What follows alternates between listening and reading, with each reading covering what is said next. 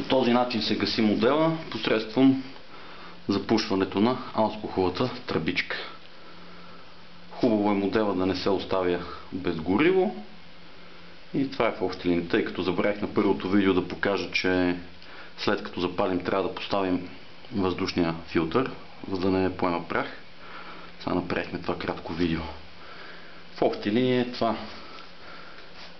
Към модела получавате освен пълната електроника и запалката. Преди да стартирате модела, това, което може да направите е да си проверите дали ви е заредена добре батерията в запалката. Това става по много лесен начин. Отвивате свещта, подавате към запалката и ето как трябва да се изчерви свещта.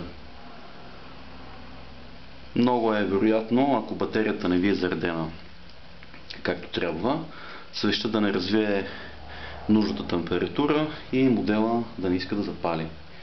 И другото, което може да ви се случи при стартирането на модела е, ако задавите прекалено много мотора, посредством факта, че сте натиснали повече пъти от нужното помпичката за гориво, това, което може да направите е следното.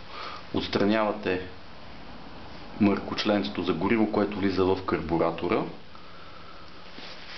Отстранявате свещта, дърпате няколко пъти, 4 или 5 пъти, за да излезне горивото, след което слагате свещта върху двигателя и може да пробвате да запалите мотора без да сложите мъркуча за гориво.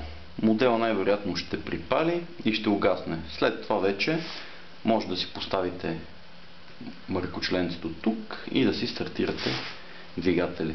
И най-важното е, че в зависимост от промяната на атмосферните условия, по-топло, по-студено, по-влажен въздух, по-сух въздух, е нужно да си донастройвате вече по ваше желание и съотношението на горивото, което става посредством тази игла.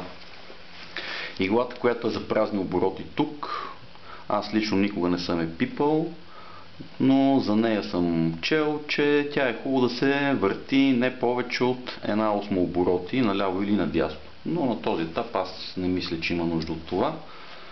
Така че моделът ви е абсолютно готов за каране. Това е в общи линии. Надявам се да ви хареса.